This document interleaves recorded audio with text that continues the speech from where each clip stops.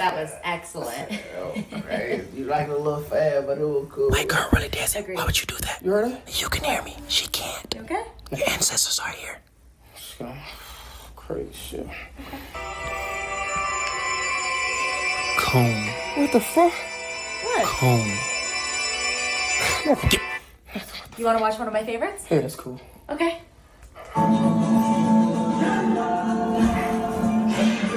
Oh, you cut that off. It's a classic. What the fuck? That's what I said. You can run, but you can't hide, Desi. So you want to watch the playoffs? Yeah, it's playoff season. Okay. The most disrespected person in America is the black woman. The most unprotected person in America is the black woman. The most protected person in America is the black woman. Come back. You got to tell me what's going on. Nothing. Let's just go. Let's just go. We good. Everything good. They come. Who's they? They come. What are you talking about? You gotta go. I thought we were having a double sleepover. Wait, I love you. Yes. Desi?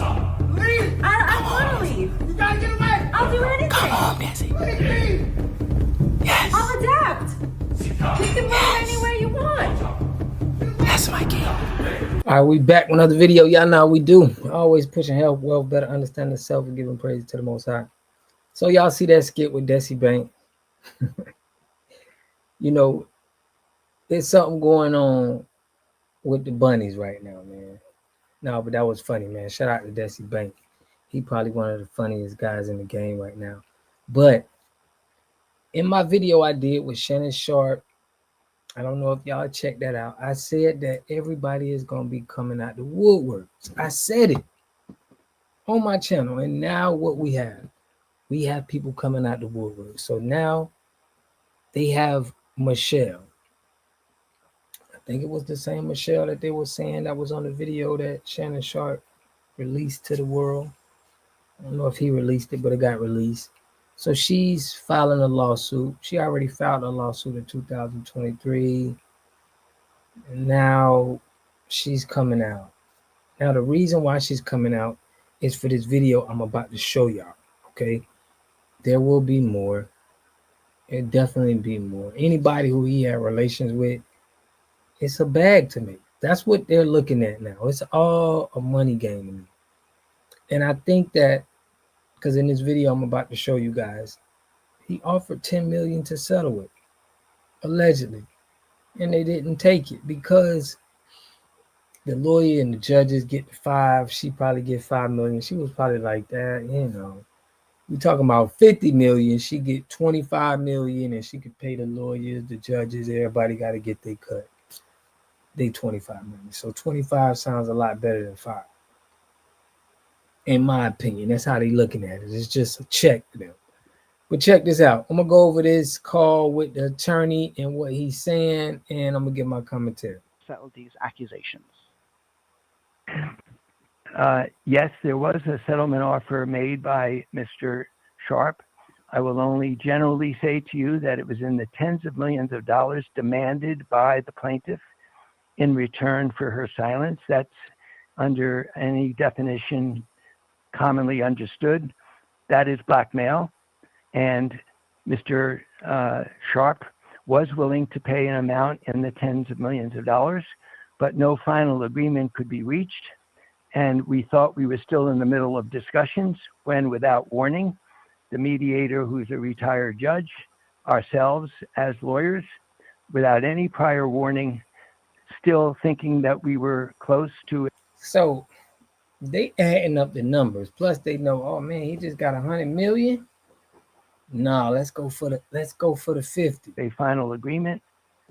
The plaintiff and her lawyer from Houston filed a case in Texas, publicly accusing my client of lies and willful, harmful lies by using the rape word when it was she knows, 100% knows, and the evidence will show that she knew that this was entirely consensual. So we were of the belief on our side that we had an agreement without any warning.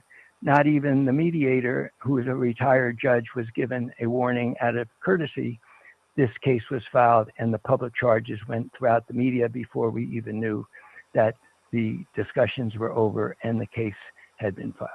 Mr. Davis, last Friday, front office. Y'all remember on the movie Life when they went to jail and the dude asked him for his cornbread and Martin Lawrence was about to give him the cornbread and Eddie Murphy said, no, listen, don't get that man your cornbread because it's gonna be way more problems by giving him. This is what Shannon Sharpe did. He went to jail and he just said when somebody asked him for his cornbread, he was just gonna give it to him. And that just opens up a whole can problems for you. In my opinion, this is how it goes. We've seen it with Diddy. When Diddy paid that woman that $30 million, it was like that was the worst thing he could have did. So Sports reported Mr. Sharpe was in line for a $100 million deal for his podcast. On Sunday, the lawsuit was filed. Is there a timing issue here? This is one of those two facts line up one after the other where everyone can draw their own reasonable inference. So I have a reasonable inference. It's my reasonable inference. Others might disagree that they're very related, that this plaintiff was looking for money. What she does on OnlyFans was for money in role-playing and virtual fantasy with men who pay her. At the end of the relationship, it's not known yet, but it is a fact that the plaintiff started to charge Mr. Sharpe money, so the relationship became transactional. This is who she is by the facts. I'm not saying it's good or bad. I'm just describing two facts, that she charged him money or asked for money. She's on OnlyFans and charges people money to do role-playing, and that for that reason, I'm going to let the inference be decided by everybody that her knowledge that Mr. Sharpe was about to receive a very lucrative contract based upon his talent and his abilities, and he's extremely capable on television and very knowledgeable. Not only is a great. Now, I did a video, and y'all got to pull that up. I did a video on Eric Spoelstra. He dated a dancer. She was a Miami Heat dancer. And he waited to sign his $120 million deal. He had a divorce first. He got his divorce settled on his old contract and his old money. He settled that. And then he waited. He told the Miami Heat to wait to give him his extension after he settled that because he was getting $120 million for like 4 years or something like that. So in the industry, everybody's well aware of when you get money or when you negotiate in your new contract, you better get anything that could tie you to somebody wanting half of that or getting a big lump sum of your money. You have to get all of that in order before you sign these contracts. So he should have never even signed yet or never even made this public until he had this situated, like what Eric Spoelstra did. Shannon Sharpe really dropped the ball on this. He could have did better. He could have handled this better, but he had a better shot at just fighting it cold-heartedly. A former professional athlete, but I believe as a very credible and likable television presentation, that he has great value in his podcast and his positions on television. She knew that, took advantage of it, and I have described this in my opinion, it's my opinion only, that this is classic definition of blackmail, especially when you know the party you're blackmailing is about to be making a lot of money. In my opinion, that gives the greatest leverage to a blackmailer, and I believe there's a reasonable inference that one led to the other.